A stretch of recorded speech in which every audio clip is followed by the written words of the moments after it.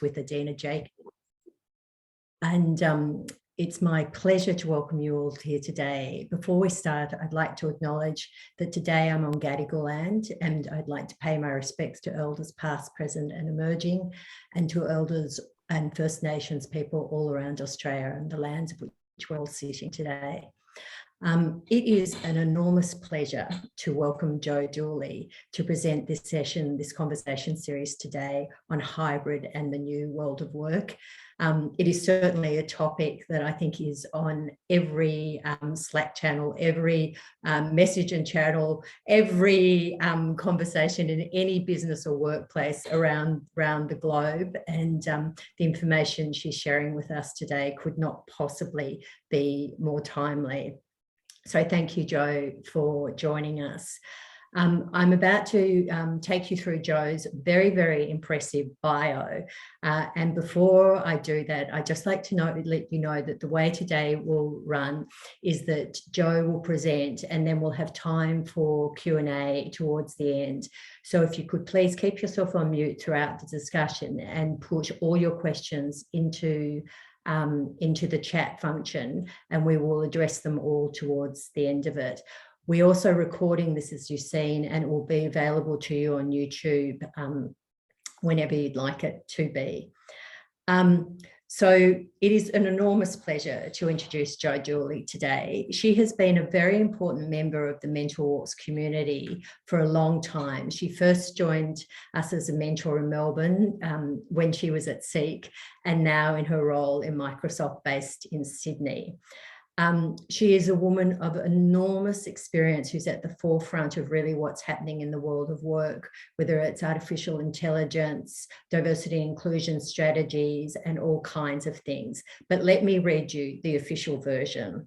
Jo has had 25 years history in retail, electronics, and tech, and a background having studied the Bachelor of Science at the University of Western Sydney. She joined Microsoft in 2018 as Chief Customer Officer, focused on leading professional services consulting team and looking at ways Microsoft can continue to make an impact locally on key issues around diversity and inclusion, artificial intelligence, and skills for the future workforce. In April 2021, she was appointed General Manager to the Enterprise Commercial team, where she leads sales and strategy for Microsoft Australia, and runs a $900 million business. She's part of the Microsoft Australia New Zealand senior leadership team. Before she joined Microsoft, she was the Director of Client Services at Seek, where she was charged to lead the 300-person client services team to solve hirers' problems across the human capital marketplace. She managed the ANZ P&L and was responsible for more than $400 million in revenue per annum. And she's led business development, account management, customer service, client training, and operations while she was at Seek. Before that, she was at IBM, where she held various leadership roles across strategy, sales, client leadership teams, operations, and marketing. And she was part of the IBM Australia board, reporting to the CEO, and also a member of the IBM Diversity Council. So you can see very strongly themes about diversity and inclusion in her career from the very beginning. She was awarded a Chief Executive Women's Scholarship to study at the Wharton Business School in Philadelphia in 2017, where actually my dad studied. And she's a member of the Starlight Children's Foundation board. She lives in Sydney, and amongst everything else she does, she's got 4 kids. So with that, Jo, it's a great pleasure to hand it over to you. Oh, thank you, Bobby. That was a very generous reading of my bio there. So I do appreciate it. And I do want to say a warm welcome to everyone that's joined here today as well. But before we get started, I also want to acknowledge the traditional owners of the land on which we're gathered today in this amazing country here and in New Zealand, if we've got anyone joining us from New Zealand today. And I want to pay my respects to the elders past, present and emerging for their ongoing connection and ongoing custodianship of the land which we're meeting upon today. And I want to extend those same respects to the First Nations people across both Australia and New Zealand. As Bobby has said, my name's Jo Dooley, and I do want to say a massive thank you to Bobby, Adina, Sophie, and all the Mentor Walks team for all their support over the last 5 or 6 years that I've been connected with this fantastic organisation. And in fact, I've probably got about 5 or so Microsoft folk that have just joined as mentees, and hopefully they're also on today. And I have had the privilege of being with Mentor Works both in Melbourne and now in my hometown of Sydney. So look, a lot to cover today. I think we've got, Lindy's got some slides there that we're going to take a look at, but a big set of topics. And if we just have a look at the, I guess the starting point of today's conversation, it is a big topic, and today I want to share a point of view and then open it up to this audience, as Bobby mentioned, for a Q&A.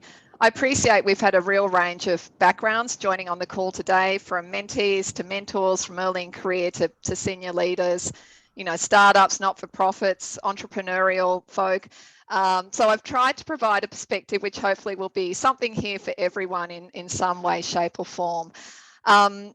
Just a disclaimer, I certainly don't come here today with all the answers because as Bobby mentioned, this is a big topic and there are many dimensions to this. But what I do know is that for all the leaders on the call, it's a key moment to think about how we attract candidates, engage our current teams, retain our best talent, and even on how we farewell employees when they do decide to leave. And then for all of us, if you're not a people leader, but you know, an individual contributor, or just any of us thinking about our career, you know, it is really a time to think about what we really want in our career and think about what that might look like at this unique junction. And I can think of no better place and time to talk about it than what the Mentor Walks team bring to the table with their particular program. So without any further ado, we can start now with, wow, some of these headlines. I was mentioning at the start of the call, as I was pulling together some slides for today, there was new things, new headlines, new media reports coming, and quite frankly, as quick as I was putting the slides together, new things are emerging, you know, pretty hard to keep up. On Monday, even our nation's treasurer, Josh Frydenberg, made national headlines in the Australian newspaper, urging Australians to take advantage of a great reshuffle to score a pay rise in a hot labour market that actually helped a record 300,000 workers switch to better jobs over the final 3 months of last year. Our treasurer said that more than 1 million workers started a new job in the 3 months to November 2021. An increase of 10% on pre-pandemic levels. Apparently, unlike some other countries, we're seeing a great reshuffle here rather than a great resignation. We know that in the US workforce, participation has substantially plummeted. Obviously, Microsoft is part of a US organization, and I'm hearing and seeing lots of information and reports from my colleagues over there, but reportedly 2.8 million fewer Americans are now in the labour force than before the pandemic, which is pretty mind-blowing. But here in Australia, the opposite appears true. The employment participation rate is close to its record high, with more people wanting to work, and now they have the opportunity to do so, which is causing a unique new set of opportunities and challenges for all of us to consider and work through. But it's pretty confronting, isn't it? I don't know about you, but I'm still trying to get my own head around what on earth happened to normal over the last 2 years. And I know that these aren't just headlines. This is real. So let's just take a little bit of time today to have a look at the data behind some of these media headlines. So I do want to start with just some facts and figures. And I guess that the data supports the verbatim that this is the hottest talent market we've experienced in recent times. As Bobby mentioned, I had a background at Seek, and so this is something that is near and dear to my heart. But again, over 1 million Australian workers started new jobs in the 3 months to November 2021.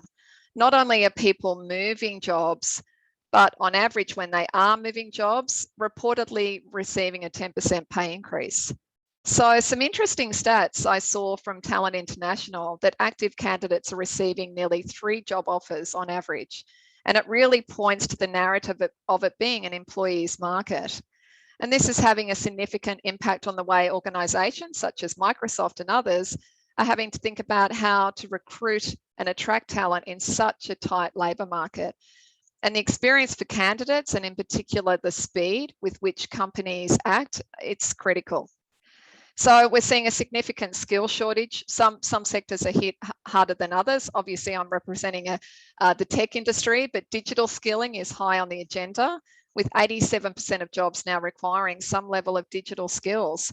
And I think if you ask many organisations, they consider themselves in some way, shape or form technology companies. And this has all, of course, been exacerbated by our closed international borders that I think we know only too well over the past 2 years. And I did recently read in a recent KPMG report that the net overseas migration fell by nearly 100,000 people during the 12 months to the end of March 2021. So is it any wonder that we're in a tight labour market and we're finding it so difficult to get staff into a lot of these industries? Now, I do just want to switch gears slightly because I want to sort of ladder onto some of this, and then I'll sort of pull together some insights as we go here. But I do want to just ladder onto some of these Australian trends with some overseas trends. And this is from a recent Microsoft survey, which we call the Microsoft Workplace Trends Index. This actual index was released in March 2021, feels like a long time ago. We're about to do another study, but it was from a study of over 30,000 people in 31 countries. And the analysis of trillions of productivity and labour signals across Microsoft's 365 and LinkedIn, which is part of the Microsoft family, plus insights from experts on social capital, virtual interaction, space design, and more. And as I said, we've got another one coming out in the next month or so. So it's going to be interesting to do a bit of a compare and contrast on what's changed with some of our workplace trends.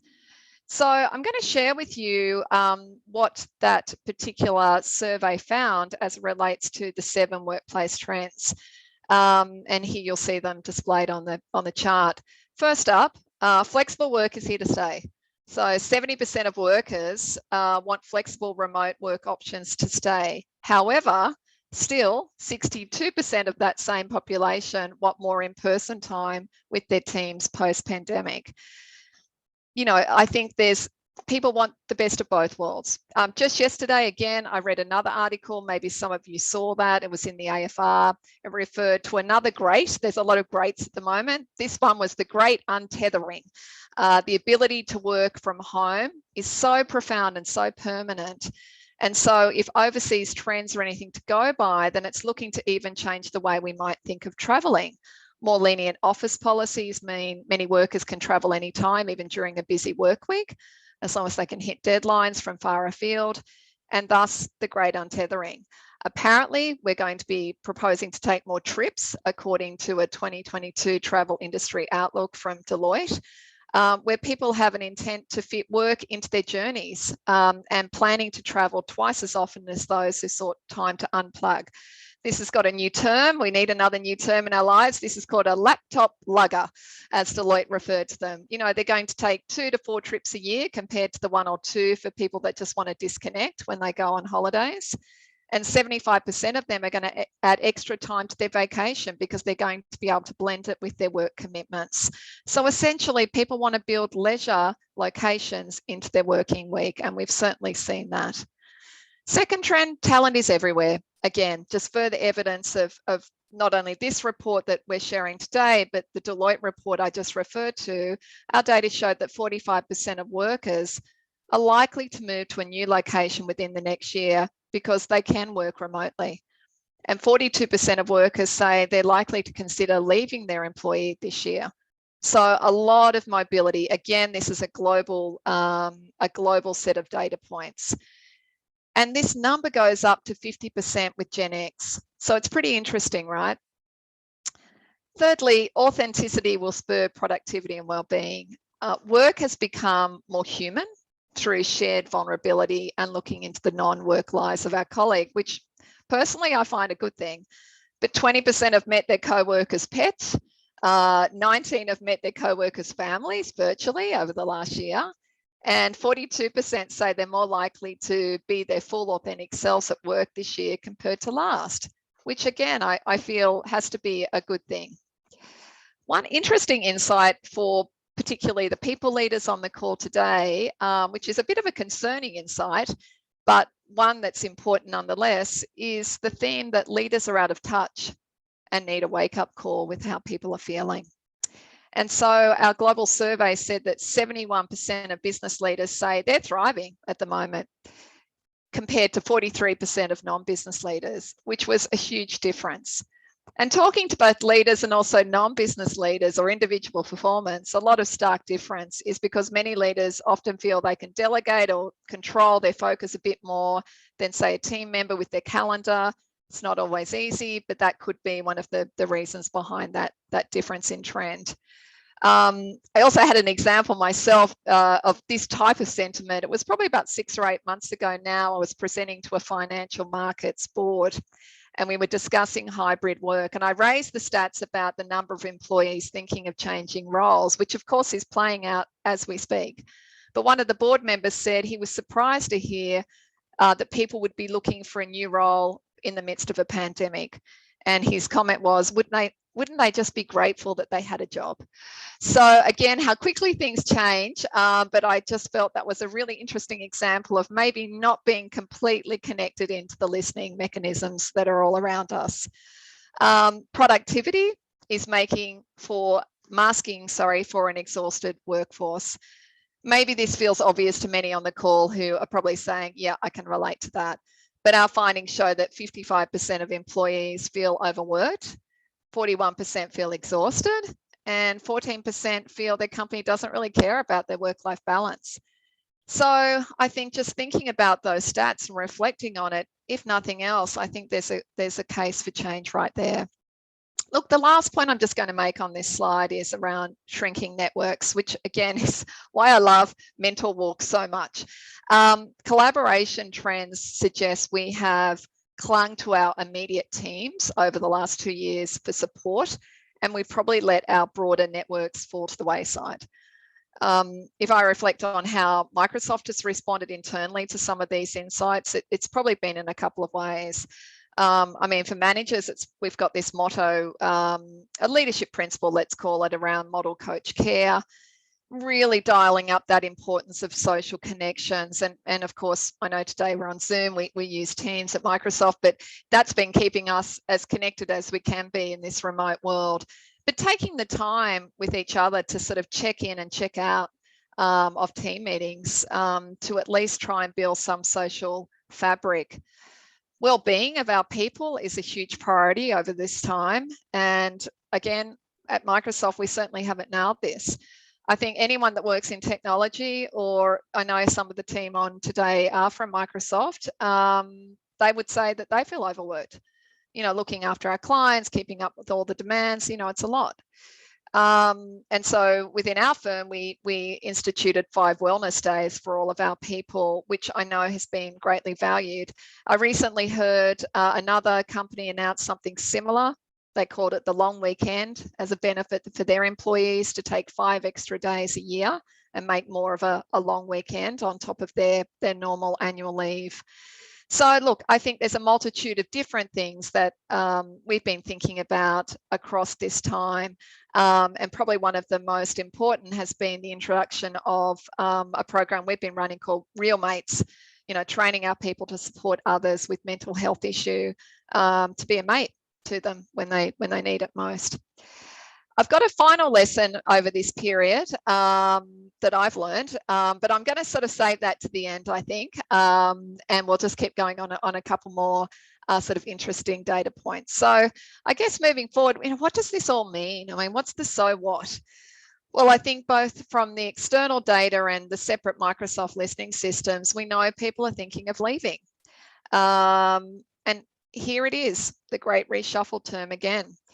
The pandemic has brought a moment of, I would say, a drastic realization to workforces across all industries. And we can be terrified about this, or we can calmly lean into it and start doing things differently. And what I found really interesting from external data is that about 52% of people exiting their company think something could have been done to save them, indicating it was something possibly simple, something fixable. A scary fact for me as a Microsoft leader is that stat jumps up when we look at our own Microsoft listening devices, that says 74% of people felt that they could have been saved from leaving. That's a big number. And so with some of our own data and those exiting, we know that probably 36% of people are left for a career shift after having looked internally for a new role first and then deciding, hey, I feel like there might be an opportunity to go and do something different. So that's really given me as a leader and others within my org and possibly others on this phone, on this Zoom call today, you know, an opportunity just to think about how we really shift the dial on career conversations. And I know it's a top of mind conversation on every mentor walk that I've been on. You know, how do we really have authentic conversations with each other on how we can help people on what's important to them? We know that competition is intense in the talent market. We know we're at an all-time high of almost a full labour force, and we know we've got closed borders. So critical talent is being approached constantly by other organisations, and so it's time to think a little bit differently.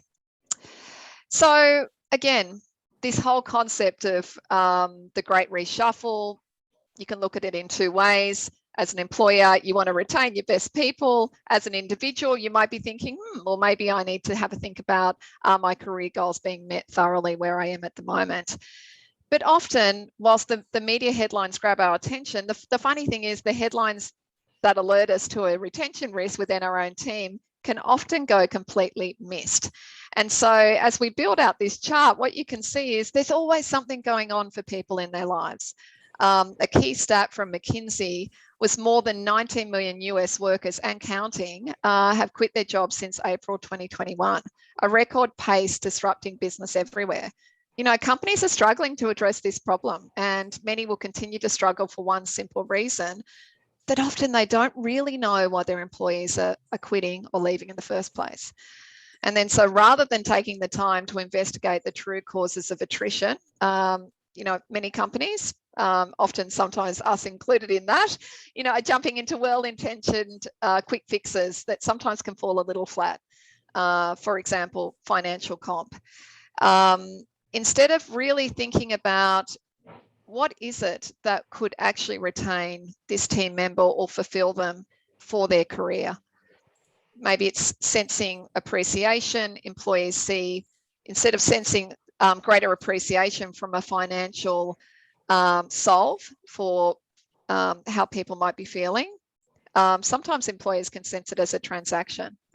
And that transactional relationship can remind them even more that their real needs aren't being met. So again, in one of the McKinsey surveys, when employees were asked why their people had quit, they cited compensation, work-life balance, and poor physical and emotional health. Now, don't get me wrong, these issues really matter to all of us. They matter to employees, but just not as much as employees thought they did. By contrast, the top 3 factors employees cited as reasons for quitting was, number 1, they didn't feel valued by the organisation, 54%. Their manager, 52%. Or thirdly, because they didn't feel a sense of belonging, 51%. And that's pretty sobering statistics. Again, it's really given me pause to reflect on what can I be doing differently to help people feel more valued, to help the way I show up as a leader, and what do I need to change myself or for my colleagues. And again, in this pandemic environment where we're just talking before the call started, so few people are back in the office. How do you build a sense of belonging, particularly with so many people starting new employment and they've never even met face-to-face many of their colleagues? So I guess kind of an interesting way that we kind of look at things is this kind of, let's call it familiar retention scenarios. It's I guess a way just to think about some of the triggers and themes that might be signs that people are vulnerable to walking out the door. And it's good to then think about how we really understand more about where people are at and what's going on for them. And because everyone's different and it's not a one size fits all. And so for others on the call who are not people leaders, you might even be able to relate to one of these categories yourself. And so I think it's around just making that concerted effort to better understand why team members are leaving and to take meaningful action to retain them. Because then, you know, there is a chance of flipping the great attrition to become the great attraction. Some of the areas Microsoft's thinking about with our leaders in retention, I mean, again, it's very individual. There's no one size approach for any employee, is to think about what really matters to them. And, you know, thinking about that point that people raised coming back from the survey around their career paths. You know, is it a role change now or in the future? Is it a mentor? Is it greater leadership sponsorship? Is it skills and development? Is it other recognition? You know, an announcement of letting people know some great work someone's done. Is it greater flexibility? Again, it's not a one size fits all. And so it does require a rethink to how we evaluate how best to keep people engaged and retained. I'm just going to share also just some continued priorities because I thought it might be, you know, interesting for people. At the end of the day, we certainly know that some people will leave despite all the, you know, the good things we put in place, and it's important, I guess, to know that. And so, what can we be doing to ensure that we have a great value proposition in a candidate short market? And what are the areas that we need to be thinking on that I guess our continued go forward imperatives from a people perspective? And so this is, I guess, some of the key themes that we're looking at within our company. Love to, maybe we open up for Q&A, see what others are thinking about or what you're experiencing. But while 2020 was about managing disruption for all of our teams, 2021 was focused on assessing new priorities. 2022 is predicted to be a year of action, despite the ongoing uncertainty of the pandemic, because we've had the feedback, we've heard the feedback, we've seen the feedback, we can see what's happening in the market. And so there's an increased expectations for employers to demonstrate care for their employees and communities. So to create a workplace that appeals to the workforce of today. And so the key trends from 2022 and our own internal listening systems and the trend analysis are really outlined here in these kind of 7 priorities. These aren't new priorities for us, but we're going to be, you know, really doubling down on a number of these things. Employee care and wellbeing, number 1. Employees are increasingly prioritising wellbeing. And so how do we ensure that our existing wellbeing programs are actually hitting the mark? And that they're fundamentally redesign work and people processes to create a more human-centric culture with really empathy at its core.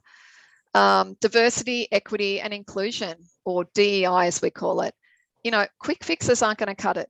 What are we really doing in this space that I guess signals to others that we're a leader, signals to our people, and actually makes the lived experience feel really meaningful? The future of work. To further adapt to the 2022 workplace, a future of work strategy should be evolved to address the uncertainty and the implications of future events that could come, particularly around how, when, and where work is done. And I think this is an ongoing and evolving priority. Recruitment, we've talked a bit about that today, but recruitment strategies, they've got to focus on, again, employee experience, really near and dear to my heart from my time at Seek, particularly as industries see a tidal shift in the balance of power between employees and employers. There's many great companies out there. You know, why do people want to come and work for your company? And what does that look and feel like? Skill building. I mean, this is just such a hot area. Building skills will be top of mind and should be ongoing top of mind for every leader in 2022. And for every individual on the call that's not a leader, building your skills is just the number 1 thing you can do. And I think really understanding how that works in the existing context of what's on offer within an organisation. Change management. Again, we've been through unprecedented change, but to support team members going through ongoing ongoing and volatile change. You know, how do we focus on improving processes and making work easier? And lastly, but not least, HR technology. Obviously, we're a tech company, and we'll continue to invest in our own internal HR technology, as it underpins many company-wide efforts that we have to support and cater to our team, including our employee experience, our diversity initiatives and recruitment. So I just thought that might be useful just to share a few things that we're thinking of. I do want to just swift gears slightly, because I know I've been focusing a lot on I guess from a leadership and overall company perspective, but I did want to just sort of bring this additional lens and thinking as individuals. The other side of the equation, as individuals, what are some of the things we should or could be considering as we think about our own personal circumstances? This is definitely not an exhaustive list, and I'm keen to hear from you on the call today about what's resonating and what makes sense for you. But no doubt it's definitely an employee's market right now. And I think what that means is that we can be more intentional and discerning about the what, the why, the how, and where we can work. A key tip I received from our HR director is to be mindful of potentially mistaking COVID fatigue with role fatigue. You know, the last 2 years have really taken a toll on many of us in many different ways. And it might be difficult to disassociate work versus personal when it comes to intrinsically feeling intertwined in the last 2 years for so many of us. So while I think this third point has probably been always a consideration, the pandemic and the current talent market conditions are really pushing the drive and the need for people to evaluate their non-negotiables. I mean, my personal advice is, you know, I'd encourage my own team to be really intentional and clear on what you're looking for. I'd encourage this team as well. You know, we're placing a big emphasis on career development and planning, and most importantly, ensuring that work plans fit in with whatever people have going on in their personal life. And look, lastly, again, thank you, Josh Frydenberg, for putting it out there in the Australian that, you know, all these Australians have changed jobs and they're getting a pay rise.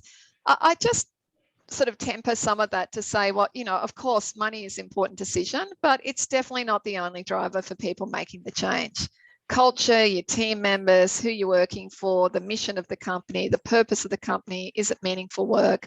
All of those factors, I think, are important. And often I think we miss the opportunity of really giving our current employer the chance to let them know how we're feeling and what it is that we're looking for to actually help work with us on building our career goals together.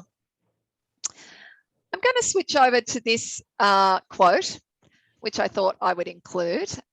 This is a McKinsey quote, but it's actually from a veteran. At Microsoft, I'm also the exec sponsor of military at Microsoft. We were just chatting before the call on this. And so I was fascinated to read a recent article. I'm very happy to share the link post the call today. And it was a reflection from an ex-veteran in the US on why people might be leaving their current employers. My son is also in the Australian infantry, so it was even more interesting for me to read and reflect on some of the sentiment. Look, the takeout from the article was that whilst it can be said that employees don't always know why staff are leaving, often staff members themselves may not be totally sure either. There's a set of confusing feelings that have been likened to feelings that come from returning from a military deployment overseas. When you return, things are different. They can be awkward. It can be hard to adjust. And with COVID-19, just about everyone in the world has been deployed. They didn't know that they were deployed. They weren't equipped to know what was coming. And we still don't know, or even when it's going to fully end. At least in the military deployment, you have an end date. So I thought that was a really interesting set of reflections from an ex-veteran, you know, just saying they could sense some of these things were the confusing feelings that they had experienced from 5 different deployments they'd had. And so that confusion, all of us maybe experience, is actually perfectly normal. And I think it's going to take some time to readjust, but it's an interesting lens to take across some of these discussions. So look, I'm going to wrap up now because I'd love to leave time for Q&A. And I know I've covered a lot of ground today, and I certainly hope that you found something to take away. I did say I would leave my Uber takeout and reflection right to the end, and so here it is. As leaders, yes, we can do all sorts of great things to retain our people, but the most important thing is being less transactional and actually truly more caring. We may have to let some folk go and let them feel great. And for your good leavers, let them know that they're welcome to come back anytime. Welcome them back, in fact, which is sometimes feels hard. And for all of us, whether we're leaders or individual contributors, know that it's normal to feel confused with everything going on and that's taken place over the last 2 years. And people need to feel valued and supported, even when they're not entirely sure why they're feeling so fragile. You know, I feel the same way myself. So I think taking the time to reflect and to think about dialing up our own care and communications and our listening systems, to me feels one of the most powerful antidotes to getting people through this period. And so with that, I'm going to wrap and I'm going to pass over to Bobby. And I know Bobby can open up the virtual floor for any questions, comments or discussion.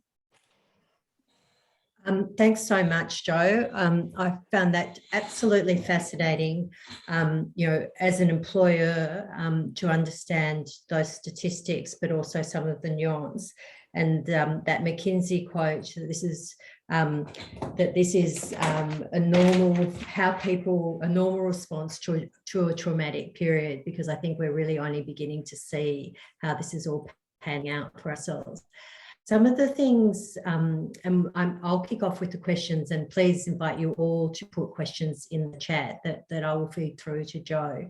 I'm really keen to hear more from you about the concept of shrinking networks. I think many of us feel, both in our professional and personal lives, that they're now limited.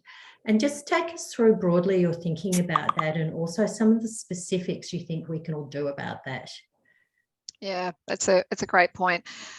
Look, I think for many, it's been a hunkering down period, a bit of survival mode. I mean, I think about myself. I had my mother enter aged care last year. I had to sell a house, pack up everything, get her into aged care. And of course, I think we're all hearing what's going on in aged care. You know, there's a lot of guilt associated with that, and a lot of orchestration and help required to make that happen. You know, I've got family members that live in different states that couldn't connect back in with the family. And I know a lot of people have had overseas relatives. So you think about all of those big personal things that have gone on. You think about the job to be done at work, that you've just, you know, you're trying to keep things going within your job. And you're not having that opportunity to have those connections, those little water cooler connections, and actually just debrief and recharge with others. So people have tended to sort of hunker down to their existing team, the ones they get on their Zoom calls or their team calls with, the smaller network that they talk about. You think about your personal life on the weekend, where you might be going out all sorts of places, seeing vast arrays of friends. You go to networking events, that's all pared back. So even down to who are the people, the trusted people that you want to have in your circle over at your house when things opened up, you know, being more cautious around some of that. So you can definitely see how it's taken place. I think how we're thinking about it moving forward, I think there'll be a gradual re-entry to more things feeling a little more normal. We're not back at work yet, and certainly we're anticipating most people will come back 2 or 3 days a week. We certainly don't think people are going to be coming back full time. So I think there'll be more networking opportunities there. I think a lot more interesting conferences, a lot of more virtual things are spinning up, such as you, Bobby, and the team holding these types of events. You moved all of your mentor walks virtual, which was like amazing. And thank you for doing that, because that allowed another connection to remain. But I think it's going to be a gradual rebuilding and a confidence with people to gradually move back out to the world, because it does feel a bit awkward, you know, and people are still unsure. I mean, I think it would be great if anyone in the audience has some suggestions about how they've maintained or expanded networks during this period, or intending to. I think that could be very useful to everyone. And Sophie, our operations manager, if I could ask you to put up a quick poll just to do a pulse check of the audience, any of who is back in person in their office at all. That would be, I think, really interesting. Some questions from the audience, Joe. The first one from Georgia. How do you show value to your team outside of just words of praise? Well, never underestimate words of praise. I think words of praise that go to senior leaders, if you're in a larger organization, or the most senior leaders, I think is people really value that. They value that they've been recognized in a more elevated fashion. They also value being recognised with their peers. So really dialing up communication and praise and thanks for jobs well done to a broader set is definitely a thumbs up.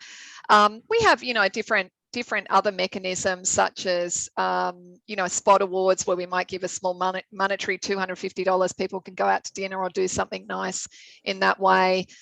We also have other recognised awards that we run at our Australian subsidiary level where people can actually nominate a colleague or a co-worker for an award, and on a set of criteria, we evaluate that. And again, they get a small monetary recognition, and it gets sort of thrown across the airways, across Australia and New Zealand. Here's the 5 people for the quarter that have been recognised. So I definitely think recognition is a big thing. It's a big theme. I think the other thing that we've been doing is around giving people access to have a career conversation with a senior leader, sometimes 2 levels up. And that seems to be really well received, just to let them know, this is who I am, this is what I do, this is what I'm interested in. Again, that feels like that's been quite well received. Skills and training is probably the third one. That can be seen as a reward, where we've been investing in a Women Rising program. Women have been able to be part of that, and people have found that fantastic. And so we're not offering that to everyone, but we've been offering it to a number of our key females. So some of those, again, it's not an extensive list, but some of those smaller things that we're doing, some are monetary, some are recognition in nature, and some are skills based. Right, fantastic. It's interesting looking at the results of the poll about your networks, because only 19% rate their current network as strong, and 36% as weak. So it's clearly affecting a lot of people, as I think we would imagine it would. I'm very interested in this next question, which is for people who are looking to move into a new role. Do you have any advice on how to take advantage of that?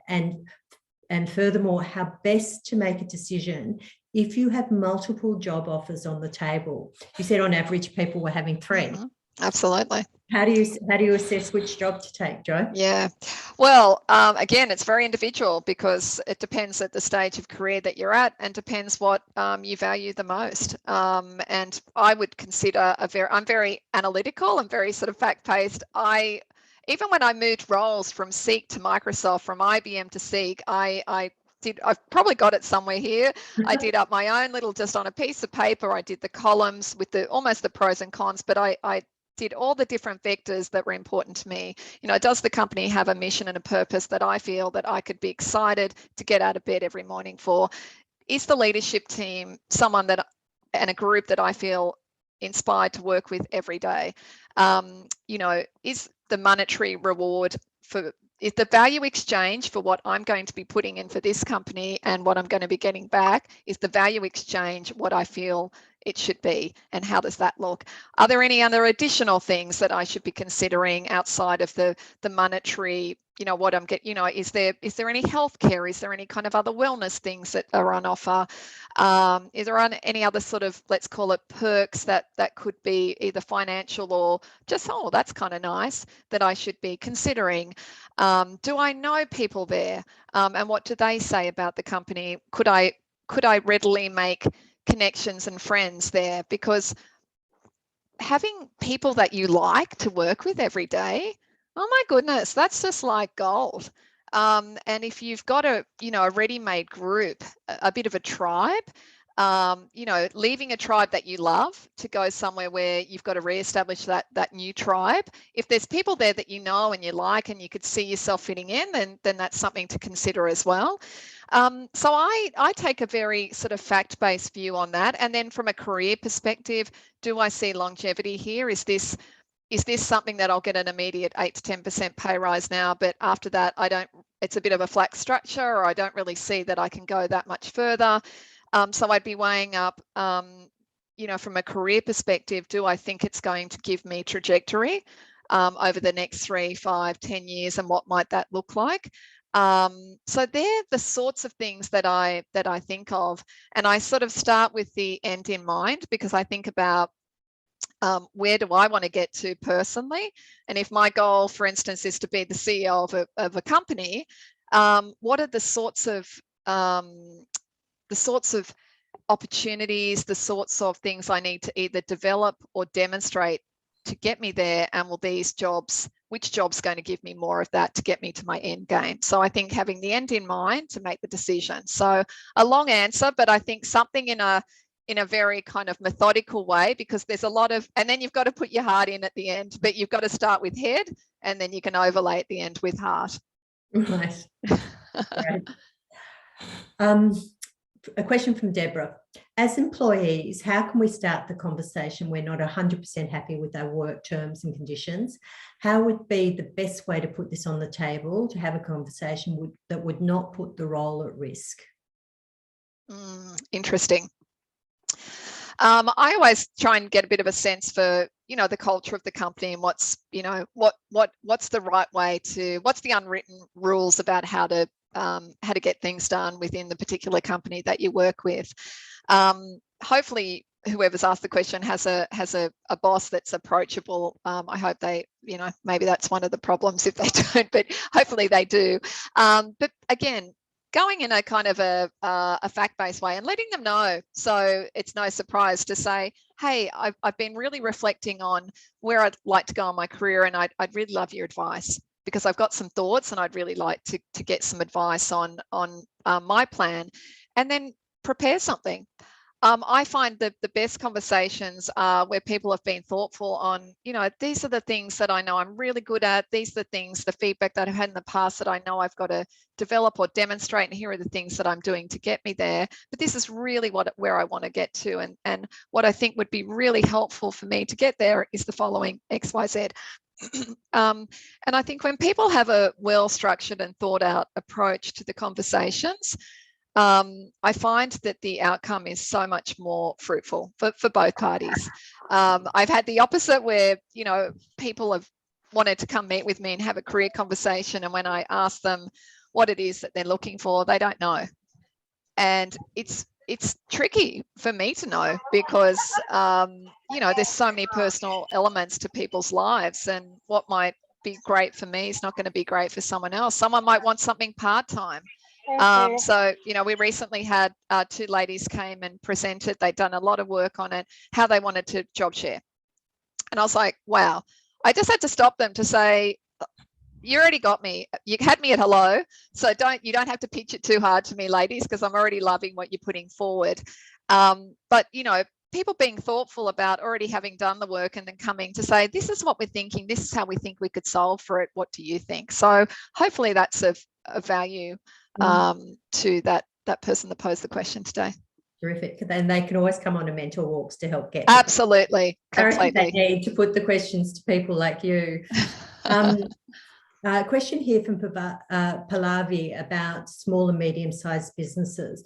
She's saying that it's in these times it's harder for small and medium businesses that may not have the means or people strength to add more care or value propositions. Have you got any advice specifically for SMEs? Well, sometimes it can be easier in some respect, because you don't have. Sometimes it's hard to get things done in big corporates, let me just say, and it might sound all glossy and amazing, but sometimes, you know, there's more things I'd like to be doing and sometimes I can't. So in one respect, there can be greater agility and flexibility in a small business to add that personal touch. But again, I think about what's going to be important to the people that are already there, and, you know, what's in your control to, you know, what do people want? again, this sort of listening mechanism of just actually talking to people and understanding what is it that they're looking for. What would be seen as something amazing? Could there be a compressed work week? Could they get paid for 5 days and compress it into 4? Is there something more flexy that they're looking for? And still get the same outcomes and serve your clients or your business needs. What might that feel and look like? So I think there's different things that can be offered. And I guess without knowing the organisation, I would say to really give some thought to what's in our control now, but most importantly, what do people want? Because it's very different now. I think a lot of people are looking, again, you saw from some of that survey, wellness, they're looking for more family time. They're looking for more time. It could even be structuring little things like meeting free days, like some of these simple things that sometimes people find, hey, that's kind of cool that our team is doing that. So again, I think it just starts with listening. Yeah. I'd just like to point out to everyone that in terms of some of the tactics and techniques people are using to stay connected and build the networks, there's some really interesting things in the chat that I'd encourage you to have a look at. But I'll stay in the line of questioning with you right now, Jo, and I'd particularly like to focus on building your skills. I know certainly in the businesses I'm involved in that building your skills and particularly micro-credentialing as an opportunity is growing and growing and growing. And it would be great to have you talk a bit broadly about what building your skills can be involved and the myriad of avenues open that some of us may not be aware of. No, look, it's a great point. Well, of course, I'm here from a tech view, and so I have to say anything tech related, I mean, that there's just so many jobs in tech related fields. So I'd be thinking about, what might that look and feel like? Change management, to sort of build your skill set. I mean, this week, the Tech Council of Australia, which Microsoft's a member of, came out with some really sort of interesting data. I mean, tech jobs are well paid, they're interesting, they're plentiful. There's just so many opportunities that are building out. The tech sector generated 65,000 jobs during the pandemic, and there's so many roles that are left unfilled. And so I'd be thinking about, we've been thinking about that transition into tech sector, reskilling and upskilling from other roles, and how do people do that? And, some of it is simply, you can go on, for example, you can go onto the Microsoft site, you can go onto Amazon with AWS, you can go onto Google sites, you can look at getting micro-credentials in a whole raft of different things around cloud, around, how to understand customer relationships. So you can learn a whole range of different skills in that way. You can learn about sustainability and what that looks and feels like, because sustainability, if you've got sustainability somewhere in your title, that is completely hot at the moment.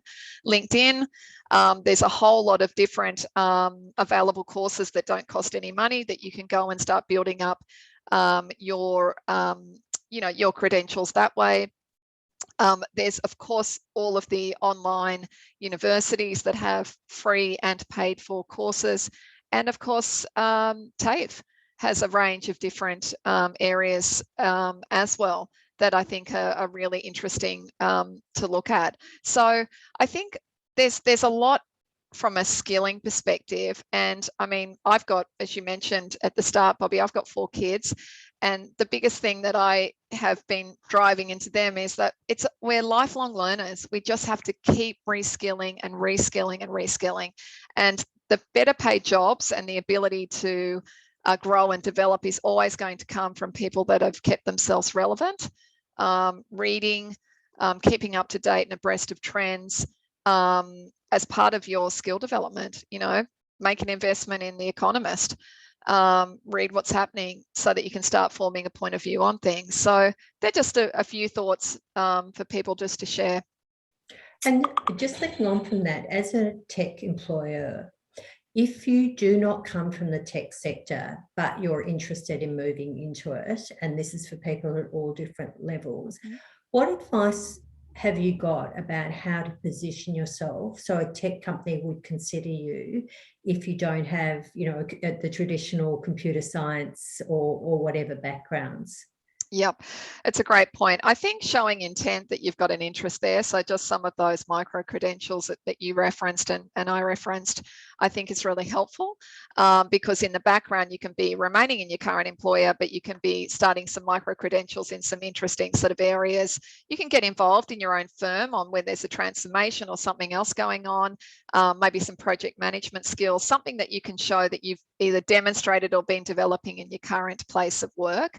I think definitely helps in the conversations we're having. Industry expertise is really hot now. So every tech firm wants people with industry expertise. And so I think really dialing up your knowledge and understanding of your particular industry, and how that could help translate into technology, I think is really important. So they're the sorts of things, like we're hiring for people with industry expertise that have a love and passion around transformation, helping customers do more with their technology. Getting au fait with, like we're on Zoom today, there's Microsoft Teams, Google has a stack, getting au fait with some of those, that's basically what customers are using. So understanding that in more detail, I think is definitely something that people are looking for when they're hiring. Yeah, thank you, Jo. That's hugely useful. I think we're running out of time to go deep into more questions. There's one, if you can spend a minute on it, this would be great. But how do you maintain your motivation as a people manager working with a team in a hybrid format? I've felt the drain of trying to stay upbeat and ensure the team feels focused. Have you got any recommendations how to make the leader life a little easier in a pandemic world? Yeah, that's a tough one. You know what? Sometimes I'm not upbeat. Some days I do feel a bit flat, like I need an energy, reboot. But the things that I'm doing is, well, a couple of things. One, I'm making it a priority to walk every morning, and I've got my Fitbit, and I'm just making it a priority. No excuses to do. And that's helping with my energy levels for sure. I've now gone back to swimming, just two sessions a week. Again, definitely helping. So anything that relates to what I do that has water, air, and nature, and I get lots of energy from that, and that definitely helps on my motivation. So that's one thing. The second is I'm being more kind to myself, and Yuko, my assistant, is on this call today, and she's purposely blocking time where I can actually just think and think about my own clients, think about materials I have to read, be more prepared instead of just running from one thing to the next, and that's helping me feeling less frenetic. So that's probably the second thing, and probably the third is just around having a couple of trusted buddies. Everyone needs a buddy to get them up the mountain, and so having a couple of trusted buddies that you can call, you can have a bit of a chat to, a bit of a recharge, a bit of a laugh, I think is really important. They sound so simple, but I know when everyone's busy, there's some things that we might overlook there, but that's how I keep myself positive. Thank you so much, Jo. We're out of time. That's been a fantastic conversation. You've brought enormous insight and a lot of food for thought as well. So thank you very much for sharing your world and your heart with us today. Before we wrap up, I'd like to remind everyone on the call that we have a virtual national walk happening on the 18th of February. So for anyone who wants to discuss anything about their career or life related to career, please join the virtual mentor walks on the 18th of February. You can do that through our site. For those of you who are in Hobart or heading to Hobart, there is an in-person walk on the 11th of February. And our next conversation series is going to be on March the 9th, continuing the topic about looking at tech careers, and much broader than that, but really how do we apply from the rest of us who aren't tech into the tech world and what could be possibly the opportunities there. And Erica Birchtold, who's the CEO of The Iconic, that comes from a traditional retail background, is going to be heavily involved in that discussion. So I'd encourage you to come to that. Joe, Dooley, and your team, Lindy and Yuko, thank you so much for being with us today. And this is recorded. It will be available to all of you on YouTube. So please feel free to access and to share. Thank you, everyone, and thanks for coming to join us today. Thanks, everyone. Thanks for the time. Great to see everyone. Take care.